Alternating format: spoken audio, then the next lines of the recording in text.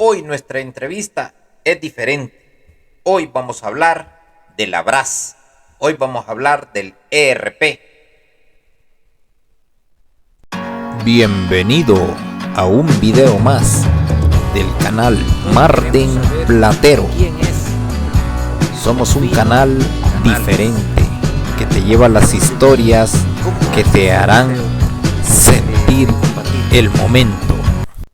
Hola a todos, hoy nos encontramos haciendo un video un poco diferente. Nos vamos a entrevistar a un combatiente de la guerrilla, un combatiente de fuerzas especiales de la BRAS.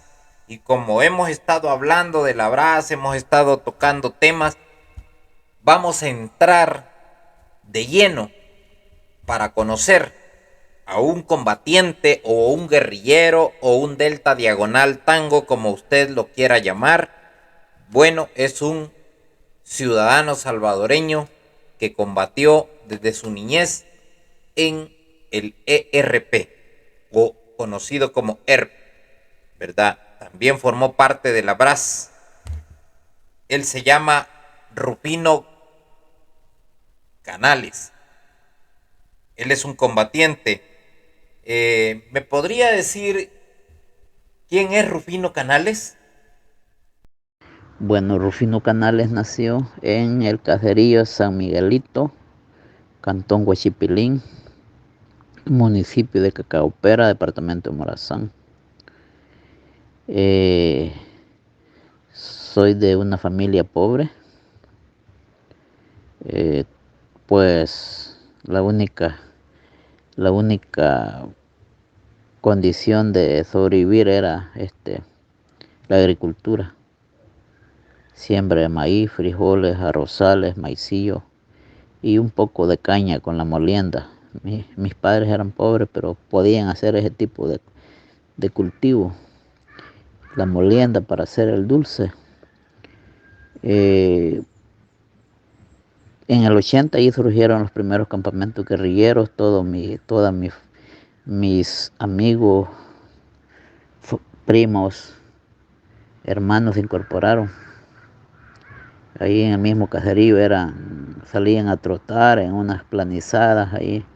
Y yo escuchaba a las 5 de la mañana que decía, trotando, quiero 2, 3, 4, 1, 2, 3, 4, así va, en sincronizada la voz y el trote. Entonces a mí me gustaba, y a veces me levantaba y me pegaba la cola de la columna, sin armas, va, nada más que algunos tenían unos fusiles 22, escopeta, un checo, y otros con el corvo en la mano trotando. De ahí pues les ordenaron hacer fusiles de palo para simular y hacer todos los movimientos de giro, movimiento de armas, presentación de armas, armas al hombro y descanso y todo eso. Entonces fue que me incorporé. Yo en los tiempos tenía como alrededor de 8 años. 8 años, y ahí anduve en diferentes unidades, se puede decir. Ajá, así es que de por ahí fue que me organicé. Casi toda la vecindad y se organizó a la guerrilla.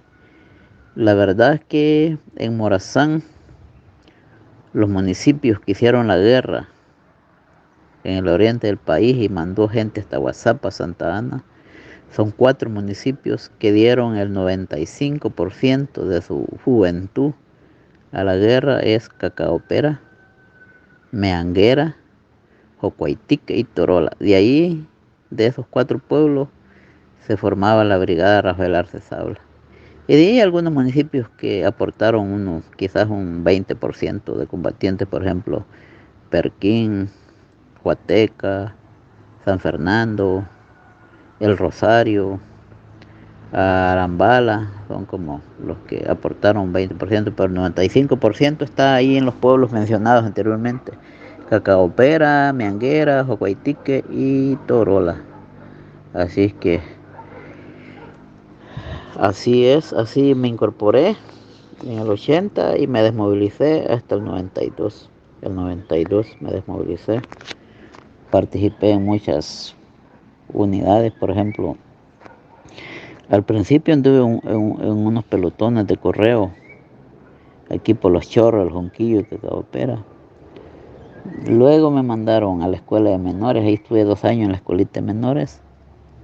La escuelita de menores era una escuela militar de niños, que eran todos aquellos niños que andaban en la guerra y no sabían leer, los reunieron a todos y ahí los prepararon políticamente, militarmente y académicamente. Ajá.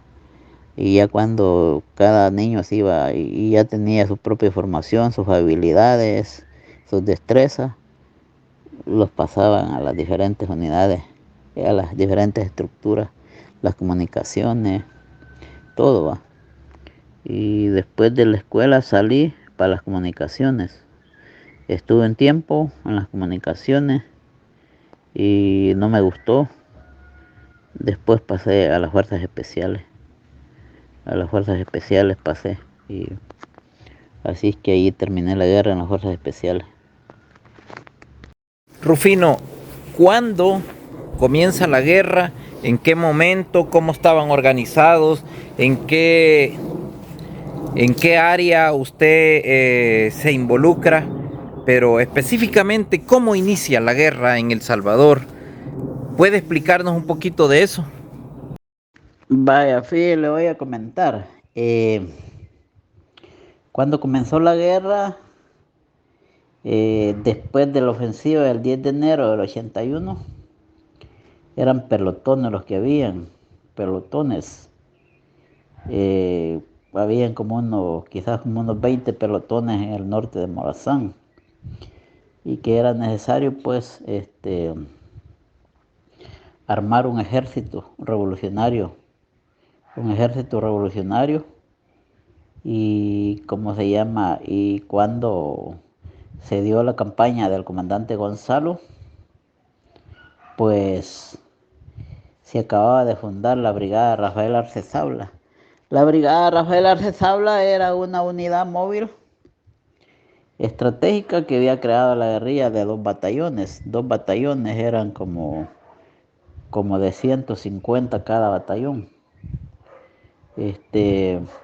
La BRAJ era la brigada Rafael Arce Sabla, que era una unidad móvil que solo se había hecho para combatir al enemigo y limpiar las zonas de control del enemigo. Esa era la brigada, era como un ejército, 2 batallones solo de combate, porque el RP tenía varias estructuras. Tenía la estructura de logística, que se encargaba de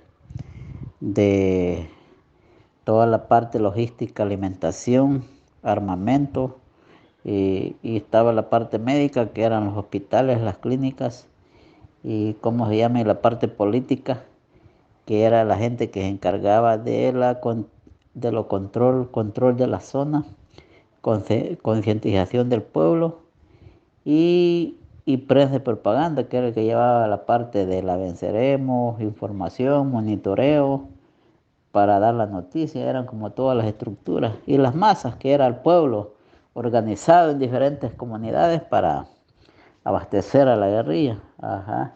Eso era, pero la BRAJ era el ejército. Habían otras estructuras, por ejemplo, la Venceremos tenía un pelotón de seguridad, la comandancia también, y en todas las estructuras había de personal administrativo. Entonces, pero la BRAJ era una unidad móvil que se movía para el norte de la Unión, se movía para Usulután. Eso era la BRAS. Yo era correíto en ese tiempo. La BRAS tenía como alrededor de 9, 10 años. Y de ahí me sacaron, me metieron a la escuelita de menores. En la escuelita de menores aprendí a leer y escribir. Estuve ahí en la escuela de menores bastante tiempo. Para el operativo Yunque Martillo, estuve en la escuela de menores. De ahí en la escuelita de menores iban saliendo todos los hipotíos más ya, que eran más buzos y habían aprendido a leer y escribir, y salían para las comunicaciones, de correo, de brigadistas, para otras estructuras ya, palabras también. Pero el 84, cuando el gobierno de Estados Unidos empezó a apoyar al ejército salvadoreño con armamento, con helicópteros artillados, aviones y todo eso, y se expandió más el ejército. Ya la verdad ya no era posible combatir así por grandes unidades porque los iban a aniquilar rápido, pues, porque los batallones del ejército se especializaron. Entonces no era posible combatir así con grandes unidades porque la Brás limpió toda la zona norte de Morazán, la zona norte de San Miguel, la zona norte de La Unión, los pueblos de Usulután, de San Agustín. Bueno, hizo limpieza toda la... Ya el ejército solo se había quedado en las guarniciones más importantes, por ejemplo, los cuarteles, y las bases militares, y mantenía así patrullajes en los pueblitos, ¿va? En los pueblitos al sur del río Turola, pero eran solo patrullajes, no estaban estables. Entonces, cuando se prolongó la guerra en el 84, no era posible combatir y defender posiciones como lo hacía el Abraz, eh, incursionar a poblaciones con grandes columnas, porque ya teníamos los helicópteros encima la Puchampul y todo eso, ¿va? Y ya el ejército se había ya especializado más, los batallones de reacción inmediata, y estaban preparando los comandos, los prales y todo eso, ya no podíamos. Entonces se creó la táctica guerrillera, que ya era entrar a una nueva fase de guerra para el desgaste al enemigo.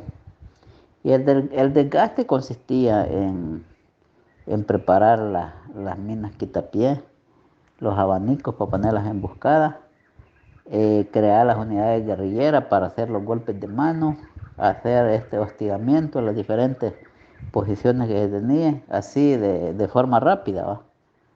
Pero aparte de eso, pues se necesitaba dar golpes contundentes en las concentraciones del ejército, porque eso, lo que había pasado cuando se desmontó la Brás, como que la guerrilla se desmoralizó y ya dijo, puchica, ¿será que vamos a perder la guerra? Porque ya la Brás no existe, ya no hay combate, ya no hay capturas, no se recuperan, no hay tomas de pueblo.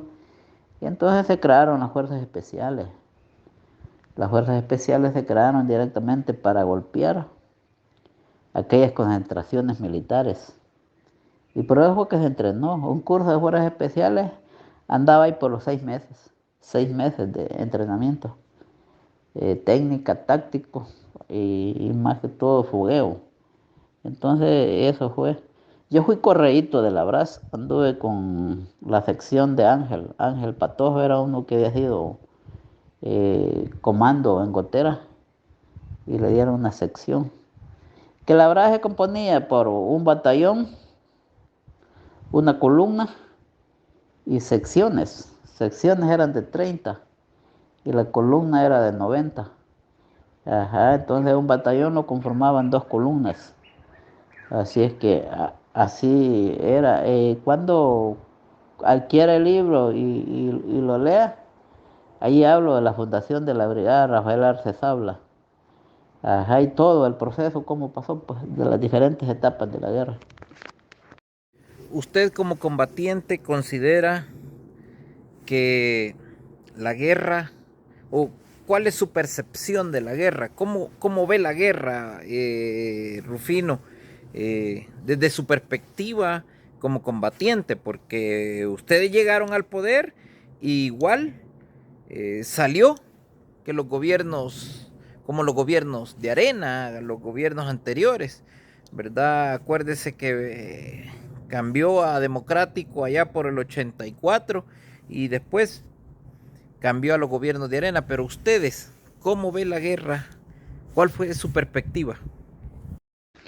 Sí, sí, así es, Platero. Fíjate que la guerra en El Salvador fueron dos proyectos políticos. Un proyecto político que era defender a la oligarquía salvadoreña, porque el país hasta, hasta el 84 estuvo gobernado por una dictadura militar. En el 79 que se dio el golpe de Estado, pues hasta ahí llegó la dictadura militar y se creó la Junta de Gobierno. Entonces la Junta de Gobierno llegó hasta el 84 cuando gana Duarte las elecciones ya a través del proceso democrático. Y entonces ese sistema de la dictadura militar estaba enfocado a defender los intereses de la gran oligarquía del país y había mucha explotación, mucha injusticia social, los recursos del Estado estaban destinados a fortalecer la gran oligarquía. Ajá, entonces ese era el proyecto del Estado, del gobierno, de la derecha que nosotros le llamamos. Y el otro proyecto de izquierda era eh, luchar contra las grandes injusticias, luchar para que el pueblo salvadoreño tuviera mejores condiciones económicas, salud, educación, vivienda, la tierra, porque la gente no tenía tierra, se las habían quitado a la gran oligarquía, se las quitó a los indígenas en Sonsonate cuando hubieron 30.000 muertos. Entonces el pueblo salvadoreño estaba desposeído, esa era la lucha. Y se intentó en aquellos tiempos negociar con el gobierno, mejor hubieron masacres fuertes como la de el 32.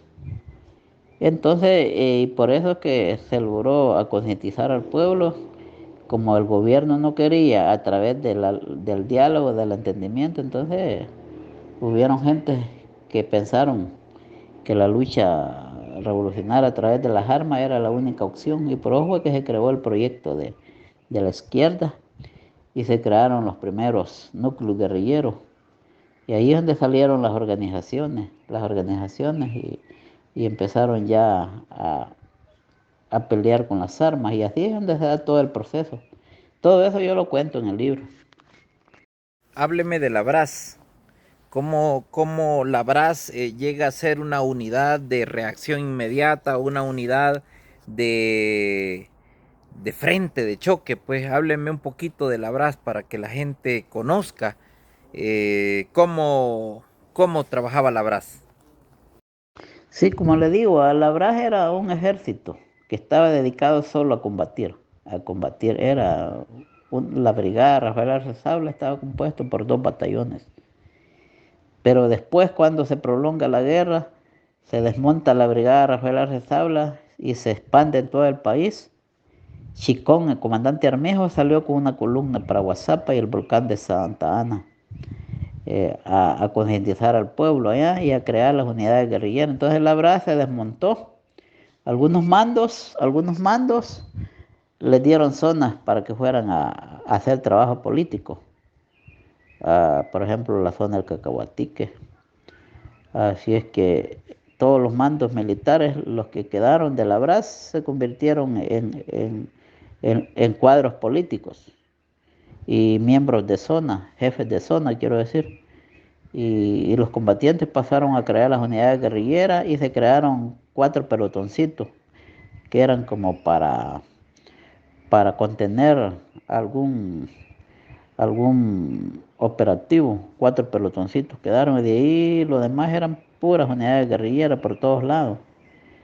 Pero, pero tenía que haber una fuerza combativa que, que diera golpes contundentes y por eso fue que se crearon las fuerzas especiales, que era un contingente como de alrededor de 125 hombres, entre jóvenes de 13 a 20 años, porque es la edad que una persona puede resistir ese entrenamiento y puede ser capaz de adquirir mejor capacidad física y, ¿cómo se llama?, y psicológica.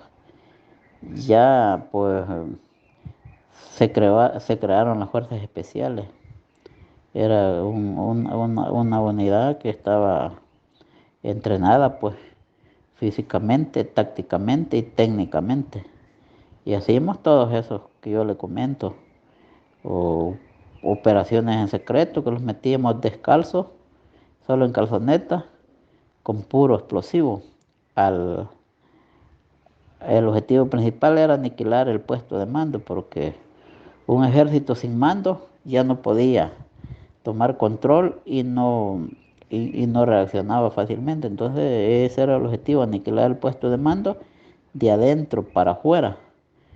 Porque si usted está en un perímetro y es atacado sorpresivamente de adentro para afuera, la única opción que le queda es correrse y no reacciona, entonces, porque no sabe qué es lo que está pasando adentro, pues entonces esa era la estrategia. Así que nosotros puro golpe de mano, el fusil lo utilizábamos si acaso alguien se nos venía encima o para aniquilar el centinela. Para eso lo ocupábamos y de ahí todo lo demás era puro explosivo. Así es que, pero para ser miembro de la BRAS se tuvo que crear una escuela militar donde se recibía instrucciones militares, tácticas guerrilleras y conocimiento del terreno y reacción inmediata. Era escuela militar. Los que pasaban por la escuela militar estaban 2 meses en puro entrenamiento y luego pasaban a las columnas. Las columnas guerrilleras eran las columnas que integraban la brigada Rafael Arce Saula. Eso la verdad era como un ejército pues de combate, nada más, de combate. Esa era la verdad y como la cosa es que acuérdese de que la guerrilla era bien inteligente y entonces ya le había creado un pánico al ejército. Creían que la brigada Rafael Arce Saula era un ejército, no un batallón especializado. Sí tenían su táctica, su, ¿cómo se llama? Sus entrenamientos, eran muy aguerridos y como hizo limpieza en muchas zonas, entonces habían muchos batallones que no querían enfrentar a la BRAS, pues. Por ejemplo, una compañía del batallón Fonseca que se había plantado en Anamorós. Ahí se habían quedado, una columna de la BRAS llegó y los capturó a todos completitos, los 120, y los que no quisieron rendirse, pues se murieron. Entonces, capturó completitos los 120. Ese batallón que capturó a esa compañía estaba conducido por Raúl Mijango. En ese tiempo no era todavía jefe de las fuerzas especiales Raúl Mijango, era jefe de un batallón de la BRAS. Ajá, o sea que eran bien estratégicos. Por ejemplo, la antena del Cacahuatique se atacó en 2 ocasiones. La BRAS la atacó en 2 ocasiones, el 83 y a finales del 84. No, perdón, el 83 se hizo como en junio y en diciembre del mismo año se atacó la última vez donde se destruyeron todas las transmisiones que habían ahí. Se recuperaron un montón de armas pesadas. Eran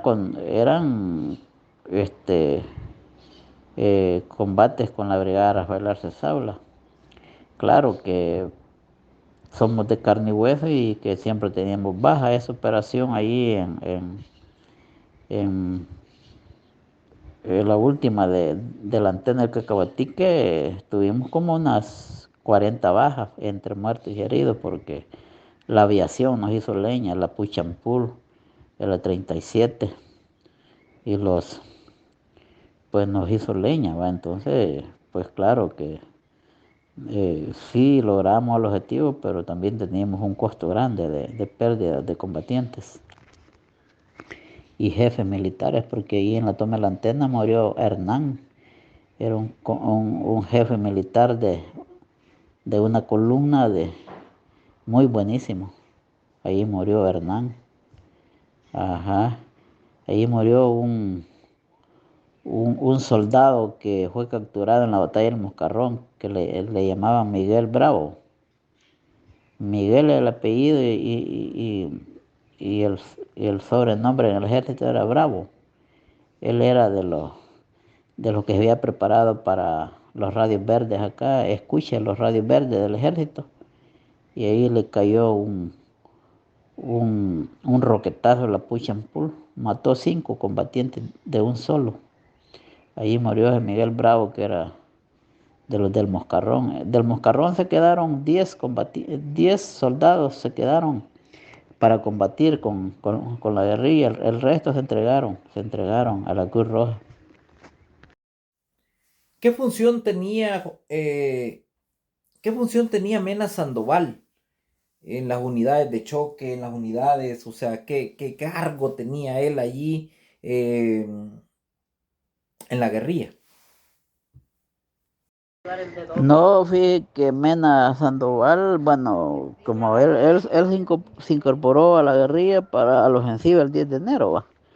Fue uno de los sobrevivientes de la masacre de Cutumay Camona en Chalatenango o en Santa Ana. Entonces él se incorporó al RP con Juancito Marcelo Cruz Cruz. Entonces ellos eran como, eran como capitanes acá, de confianza de la comandancia, y se encargaban de dar algunas estrategias más que todo, ¿va? Por ejemplo, descifrar algunos mensajes, cuándo venía la aviación, a cuántas coordenadas iban a descargar las bombas, dirigir algunas coordenadas cuando mortereaban del Cacahuatique para la zona, distorsionaban las comunicaciones al ejército, o le llamaban y le decían, mira, hábleme, el capitán tal dirija la artillería para la coordenada tal, así, cosas así, va. Y de ahí pues que Juancito estuvo en la escuela militar instruyendo combatientes, va. Y Manolo, que era el seudónimo de Francisco Mena Sandoval, él estuvo en la escuela de mando donde formaba militarmente y estratégicamente a los jefes de pelotones, jefes de escuadra. Pero eso ya fue después del que se desmontó la BRAS. Como recuerde de que después del 84, para prolongar la guerra, hubo un proceso de concientización política e ideológica a todos los combatientes, porque el tema es que los combatientes estaban desmoralizados y muchos se desertaron en ese tiempo, muchos pidieron la baja para irse para la población, algunos que salieron del Huacal, como le llamamos, pues que no quisieron obedecer, pues también fueron aniquilados, va. A saber quién daba la orden, pero fueron aniquilados algunos combatientes, pero y la mayoría pasó por un proceso de concientización política e ideológica en qué consistía la prolongación de la guerra para poder aguantar hasta el 92. Si no hubiera sido todo ese proceso, creo que no hubiéramos aguantado hasta el 92.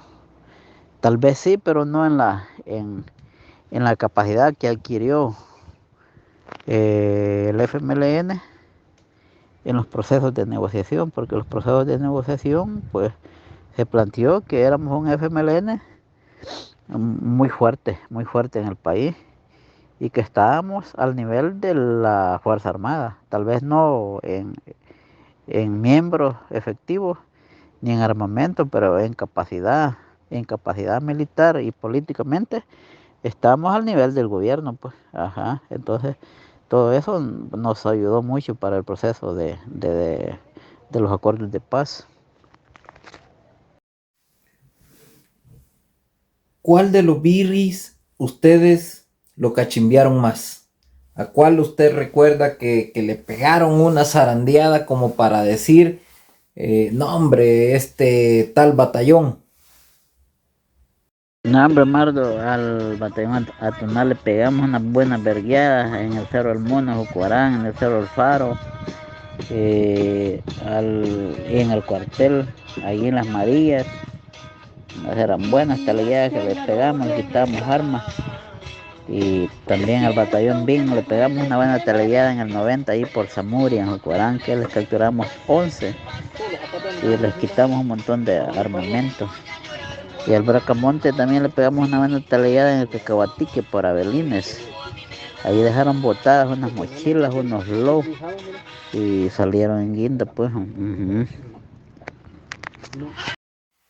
Hábleme de mi sargento Chuck Norris. ¿Había oído usted hablar de, hoy que ha visto los videos, había oído hablar de un sargento que era jefe de sección? Normalmente eran los oficiales, que era jefe de sección, que era aguerrido, o, o hábleme de los 18 infiltrados, o con quiénes tenían comunicación ustedes en el cuartel, quién les pasaba la dosis, de dónde íbamos a andar, quién nos vendía para que ustedes fueran solo a traer, o cómo era el show. Fíjese, Mardo, que, bueno, Chonorri, me imagino que es algún sargento mando de sección, va, que nosotros no teníamos mucho conocimiento de los mandos de nivel bajo de la Fuerza Armada, solo de los mandos superiores, por ejemplo, el jefe de compañía, ajá, el jefe de batallón, teníamos conocimiento, por si los topábamos con el enemigo en el día, por ahí, en alguna misión o en la noche, y ellos nos preguntábamos, pues le mencionábamos de qué compañía éramos y quién era el Charlie, para mientras nos zafábamos, va. Ajá, para enganchar nos servía eso. Pero así de mando de cabo a sargento, subsargento, no teníamos conocimiento. Sí, mire, en Morazán nosotros tuvimos muchos combates con el batallón Lenca, el Cacahuatique y el Morazán. Todos tenían el mismo nivel de combate, porque nosotros sabíamos discernir qué capacidad de combate tenía cada batallón. Sí, el Morazán era un poco aguerrido,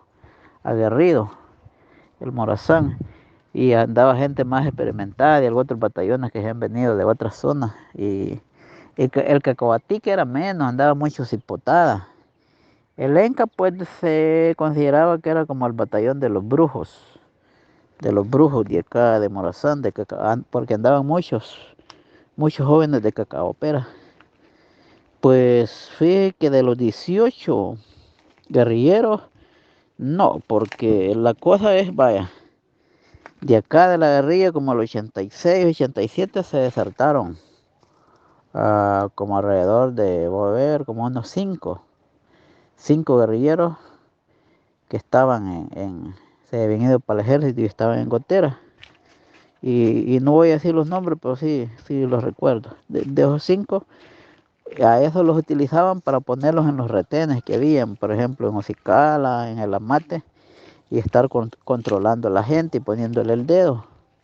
Entonces el ejército los capturaba y los llevaba para la sección 2. Yo nunca escuché, porque nosotros teníamos información de toda la que manejaba el ejército en el cuartel del DM4, en la tercera brigada. Nunca escuché que había en 18 en la sección 2. No, sí, en la sección 2 en Gotera nunca escuché. Esos desertores andaban en diferentes unidades, porque un compañero mío que se desertó del Tigre se vino para los comandos de Gotera. Nunca escuché eso. Y lo otro es que ellos, si hubiera sido cierto, el ejército nunca los hubiera mandado a combatir juntos, nunca. Porque yo conozco la gente que estuvo en la operación en Cerro de las Mesas, en Estancia, cuando aniquilaron una sección, no sé si era del batallón Morazán creo que era. Las fuerzas, fueron dos pelotones de las fuerzas regulares. De acá la fuerza regular la llamamos nosotros, así como la gente que combatía, avanzaba y se acercaba a las posiciones y empezaba a atacar, va.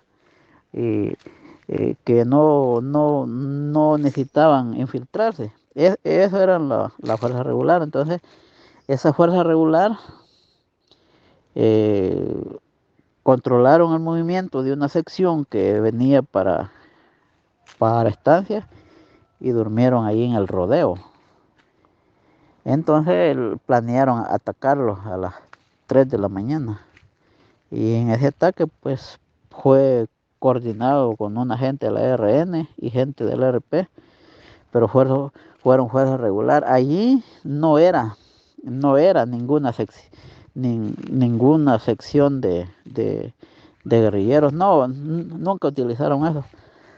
Los únicos guerrilleros que andaban juntos y que eran como 10 eran los gatos que estaban en San Miguel, que en la tercera brigada. Esos gatos sí, porque eran desertores de Jucuarán, del Cerro El Tigre.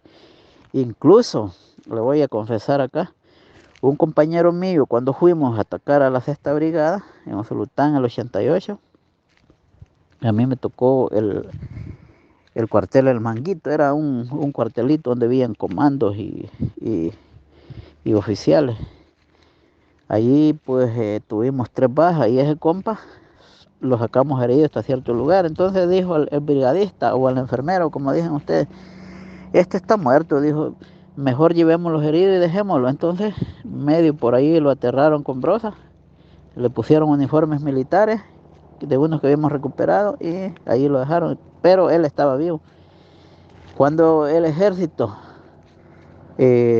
nos persiguió en la mañana, porque ellos siempre deducían la ruta de retirada de nosotros y nos perseguían. Entonces cuando ellos nos siguieron por la ruta donde nos habíamos retirado, lo encontraron ahí y vieron que estaba vivo. Entonces lo llevaron, lo rescataron y lo metieron a los gatos.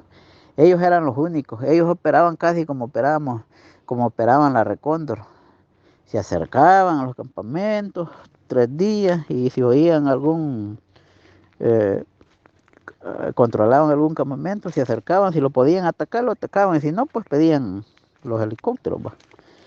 Ellos operaban así, esos son los únicos, pero que los 18 guerrilleros infiltrados en Gotera, nunca, porque nunca hubo eso, porque nosotros teníamos información, y de ningún jefe militar, ni ningún jefe que manejaba la inteligencia del Estado, de la Fuerza Armada, nos ha comentado eso. En ninguna historia he encontrado eso yo, que eran 18 que estaban ahí, no, que habían algunos ahí sí, pero ellos no operaban juntos, andaban así en las diferentes unidades del ejército. Ajá, porque yo conozco algunos que todavía están por acá. Así es, sargento. Fíjate que en la única operación que estuvo Mena Sandoval fue en el ataque a la tercera brigada con artillería en el 83. Fue en septiembre del 83. Fue la única ataque que él estaba ahí. Claro que era uno de los que coordinaba la artillería, ¿va? Pero no fue adentro, sino que estuvo por los cerros de San Jacinto. Ajá. Y de ahí pues más que todo él se encargó más que todo de la escuela militar. Y de ahí que estuvo a cargo de las operaciones, no el único que se daba cuenta de las operaciones así, ataques muy contundentes como los Matas, el Alto del Aguacate, el CENFA, la Sexta Brigada, el Pacayal, los cerros de Jucuarán, el Cerro El Mono, el cuartel de la Tonal, y muchas otras posiciones, el cuartel de Gotera, porque el cuartel de Gotera fue atacado en 2 ocasiones así con fuerzas especiales.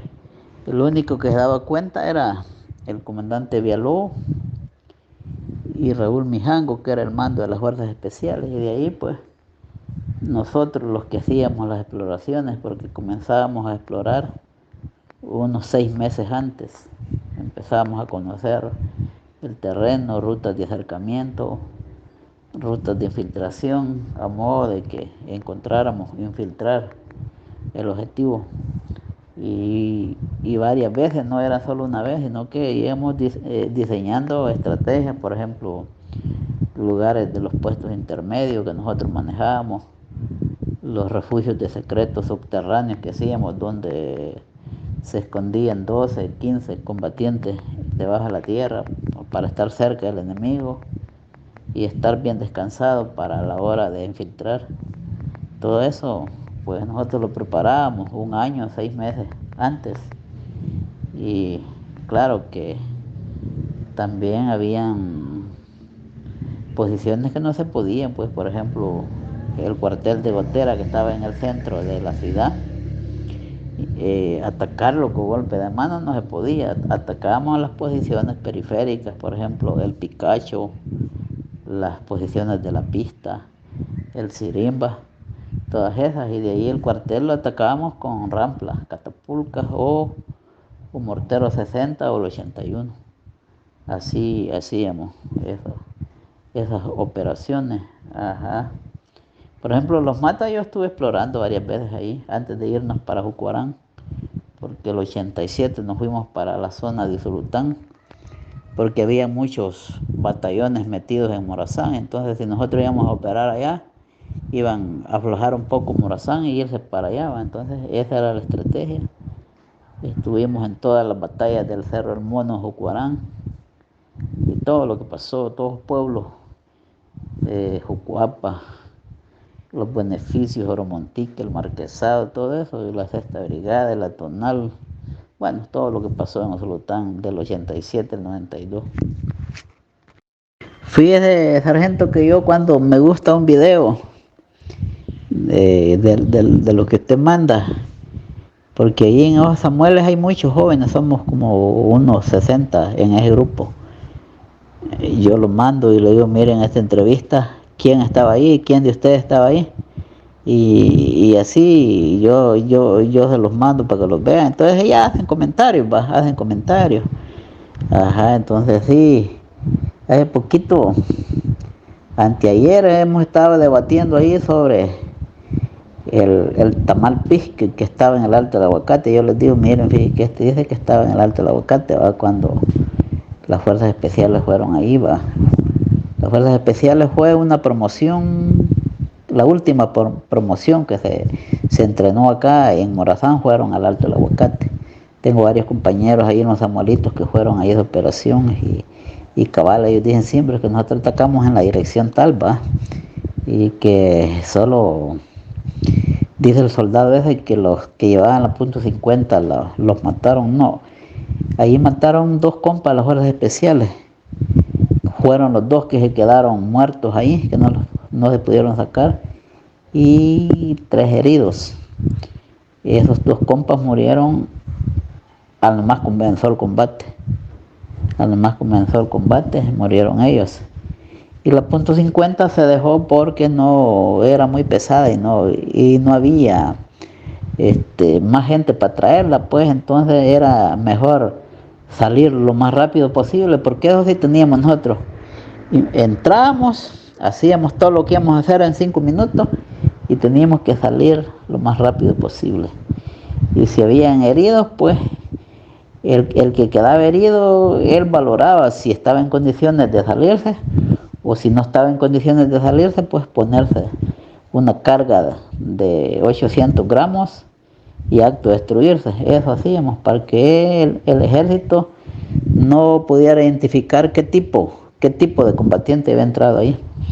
Entonces se acto destruía el combatiente y no sacábamos los muertos. Nosotros no sacábamos porque como solo nos daban 5 minutos para poder hacer todo, porque si nos pasábamos más de 5 minutos ya se descontrolaba la situación, porque el ejército reaccionaba y cerraba las rutas de donde podíamos ver entrado. Entonces por eso que era en 5 minutos. En 5 minutos un soldado se despierta, empieza a ver dónde está el fusil y medio tonto con los bombazos no se ubica donde está. Entonces, pero ya cuando más y el jefe militar pues les ordena cerrar el anillo, entonces pues ahí es donde se complica la cosa. Pero que nosotros era así un combate golpe de mano, 5 minutos, hacíamos lo que hacíamos y salíamos de regreso por la misma ruta por donde habíamos entrado. Ajá. La vez que escoltamos a la Pral y la Pral fue al campamento de los González, ¿qué pasó? ¿Qué pasó? O sea, nosotros nos venimos, nos emboscaron, pero no disparamos, nos venimos a Ocicala, pasamos en la noche, oímos el traqueteo. ¿Qué fue lo que sucedió? en la Guacamaya, en esa zona, la Pral, ¿qué hizo la Pral? La emboscada de la Guacamaya me imagino que fue en los González. Eso está al sur del caserío El Mozote. Eso pertenece a Mianguera. Y allí tengo un compañero que es Samuel y me contó de esa emboscada, donde murió un Samuelito también de nosotros. Ahí mataron como 3 compas esa vez. Ajá. ¿Alguna vez tuvo contacto con los prisioneros que usted que usted supiera de prisioneros o algo que usted haya tenido que ver? Por ejemplo, los prisioneros de las mesas. Sí, cabal, Marto, sí, que yo estuve en la entrega de los prisioneros de guerra del Moscarrón, del batallón Tecana del Cacahuatique, los de Ciudad Barrio. Ahí entregaron el mozote. De esos se quedaron 12 con nosotros a combatir. Y de ahí iba con un político a darle charla a todos los prisioneros de guerra de San Felipe y los prisioneros de guerra de Anamorós. Le íbamos a darle charla, ahí pasaban los babosos bien contentos se ponían cuando llegaban a darle charlas políticas e ideológicas. Muchos se quedaron. Ajá, fíjate que ahí cuando se aniquiló una compañía de Recóndor del Belloso en San Isidro, se capturó uno, se capturó era, creo que era cabo. Ese jodido nunca dio información, nunca habló, nunca agarró nada. A mí me mandaban a dejarle comida a una casa, lo tenían encerrado ahí. Se iba a un rinconcito en lo oscuro, la casa era de adobe, se sentaba allá y no habló con nadie, no le agarró comida a nadie y entonces no sé qué pasaría con ese oficial. Yo creo que lo ajusticiaron porque, pues sí, porque el que no cedía, pues eso le tocaba. Fue el único prisionero que le hicieron al Belloso, a la Telcate sí le hicieron varios en el Cerro Fuego de Cacaopera, ahí en Agua Blanca.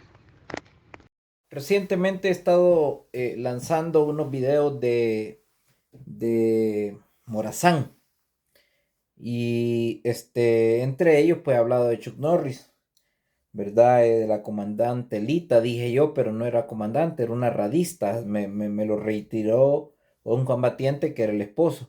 ¿Qué me puede decir de los videos? ¿Usted los ha visto? Y yo escuché la entrevista que le hizo usted, donde habló de Chuck Norris. Habló sobre la guerrillera que capturaron en la laguna de la Villa Rosario. La Villa Rosario es colinda con el municipio donde yo vivo, con Jocuaitique. Yo estaba aquí en Morazán y escuché los combates. No estaba como a unos 5 kilómetros cuando escuché los combates y luego escuché por las comunicaciones que habían capturado una combatiente. Rapidito investigamos, me dijeron que era Arlita. Fíjate que esa vez nosotros sabíamos el movimiento, a dónde estaba el enemigo, bueno, el ejército, a dónde estaba. Y a esa unidad donde andaba Arlita, la mandaron en una posición adelantada. Le dijeron, el mando de esa escuadra, una escuadra eran como de 6, 8 combatientes. El mando de esa escuadra era el marido de Lita. Y entonces estaba como un medio temporalito. Temporalito es como lloviendo en el día, ¿va? Y la unidad esa se adelantó para las puertas y se confiaron y se metieron a la casa a tomar café, pues porque toda la gente esa apoyaba a la guerrilla, pues también le pasaba información al ejército. Y entonces, y allí lo sorprendieron y capturaron a esa compalita, pero ella nunca fue comandante, ella era radista, estaba en prácticas de radista, porque era radista de esa unidad. Entonces, Ya ahí capturaron a Lalita y escuchamos todas las comunicaciones que la trasladaron para Gotera y después no sé para dónde va. Sí, pero ella no era ninguna comandante. Y al compa ese, que era el marido de ella, que era el mando de esa escuadra adelantada, lo sancionaron, le dijeron que por estar ahí con su mujer se confiaron y perdieron los fusiles y capturaron a la mujer y entonces lo sancionaron, le quitaron el fusil, lo anduvieron varias semanas desarmado, entonces como una sanción moral, pues sí, yo escuché eso, la entrevista eso, pero ahorita nunca fue ninguna comandante, era una de las cipotas que venían de Refugio Colmoncagua, nuevonas, eran de las nuevitas que habían venido para el 89, para la ofensiva. Porque en el refugio Colmoncagua era una gente base de la guerrilla y que la juventud que se quería venir se venía allá a integrarse a la guerrilla. Así es que yo tengo un grupo de los Samuelitos. Los Samuelitos eran unos niños adolescentes de las fuerzas especiales que allí se fundaron, las fuerzas especiales, los Samuelitos. Eran los hipotes más chicos. Tengo un grupo de los Samueles. Y luego a todos los jóvenes que venían del refugio y pasaban a ser parte de la escuela militar, les decían la escuela de los Samueles también, pero los Samuelitos eran fundadores de las fuerzas especiales, unos hipotillos, que ahí tengo yo la lista, quienes eran, unos murieron, otros están vivos, pero estamos vivos pues, pero sí. Ella era de los Samueles, esa lista era de los Samueles, pero no especiales, sino que de fuerza regular. Hábleme de su libro.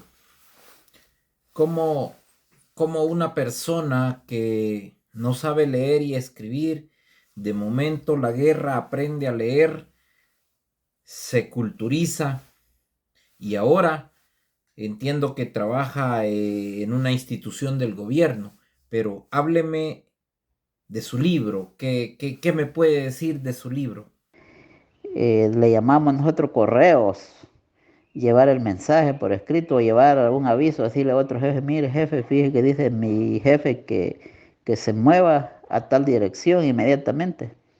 Ajá, entonces, o que van a entrar, vienen una unidad por tal lugar, pues hay que tener cuidado, iban. Eso eran los correitos, eso hacían los correitos. Yo era un correíto en ese tiempo, en la Brás, pero sí anduve ahí en las unidades de la Brás. Era un cipote, era un cipotillo. Ajá, pero después pasé a las comunicaciones, no me gustó y después me mandaron a las fuerzas especiales.